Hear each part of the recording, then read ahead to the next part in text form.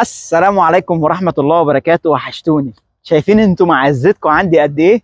في عز ما في اجازة صيفية والواحد جاي يستجم، قلت قسما بالله عشان ما اغيبش عليكم. وفي اللايفات اللي انا بعملها ناس كتير بتتكلمني عن حاجات انا اضطريت اروح اشتريها، وبعت جبتها من هنا، هي موجودة في شرم، بعت اجيبها وجات لي عشان اقدر اتكلم عن المنتج القوي ده. يا جدعان، انا اتكلمت كتير عن وصفات الروزماري ان هي بتعمل انبات لفراغات الشعر، وكتير بجميع البوستات اللي حصلت معايا ان جابت نتيجة فعالة مع ناس زي الورد. بس يا جماعة صلوا على رسول الكريم.